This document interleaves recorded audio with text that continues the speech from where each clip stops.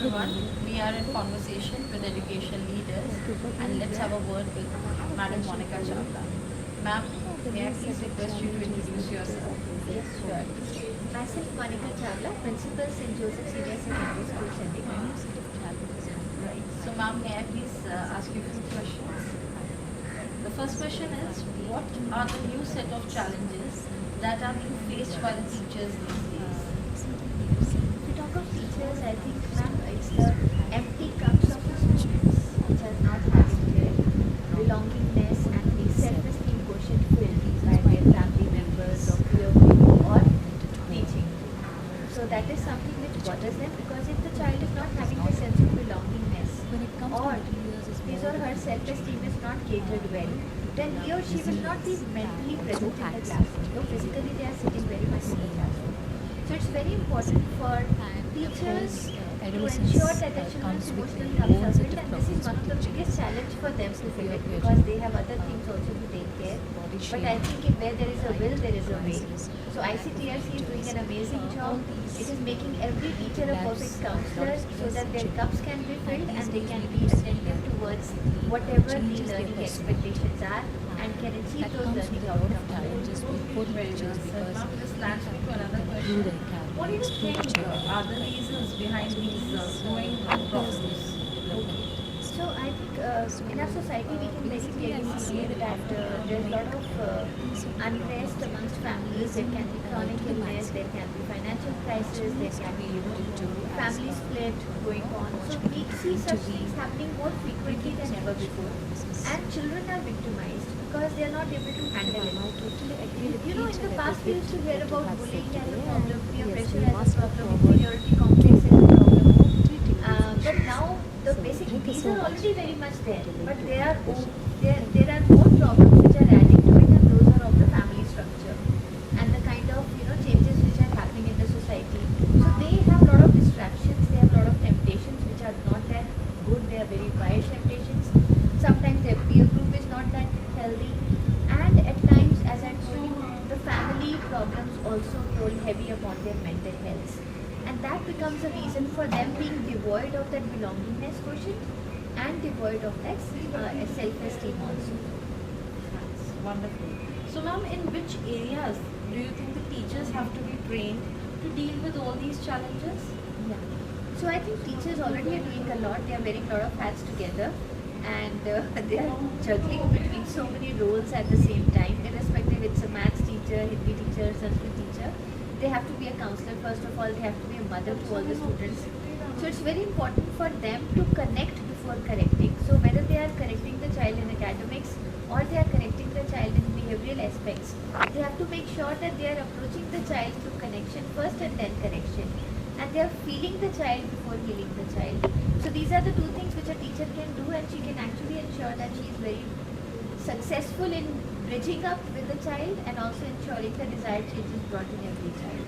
I think this will really help. Plus, Maslow before Bloom. Maslow hierarchy says that after food, shelter and water, we need to take care of safety and security, followed by belongingness, followed by self-esteem, and then the child will achieve the self-actualization stage.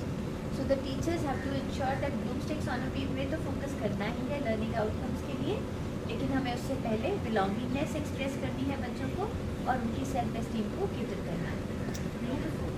Now, any case that you would like to share with us which was very disturbing, and how have you handled the entire thing?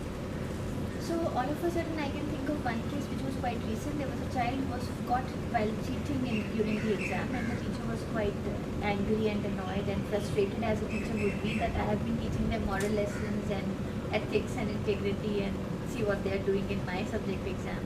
So she brought the child to my office and says that, ma'am, just see, this small child is so wise and he's trying to cheat during the exam. I'm so annoyed with this child.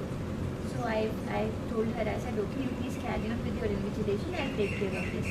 So I made the child sit beside me and I asked him, I said, Beta, can you please tell me why you did this? And you can easily understand that no child will come out that easily. So I had to really put in a lot of effort to dig out, because we need to understand what's the story behind it. So I was quite insistent upon trying to know what was the reason which compels a child to cheat. So the child discloses that my father used a flyer on my hand and he said that if you fail in this subject, I'm not going to spare you. So the child was so terrified that he had to pass the exam somehow so that he is not victimized to the father's beating. So that was his self-defense mechanism.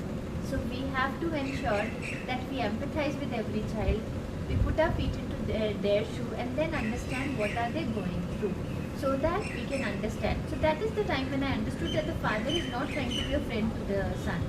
So I called the father and I told him that, sir, you are so blessed, you have a son, such a smart son.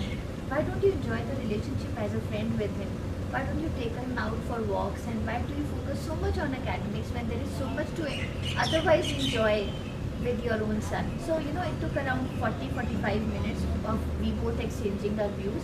And then ultimately he felt that he's missing on something very vital which is there in a father-son relationship. And he assured me that he won't disclose it to the child, that I have disclosed it to him. And he will definitely take him out for an ice cream or a pizza on that evening. And then I confirmed it next morning, they had a good evening together. So I was able to cater to the needs of the child from the father's side so that he may not ever indulge into any unfair practices. Very nice, ma'am. Wonderful. It was nice talking to you and giving insights about your analogy only of victims' vocabulary and leaders' language. So I think I've got the leaders' language by ICTRC.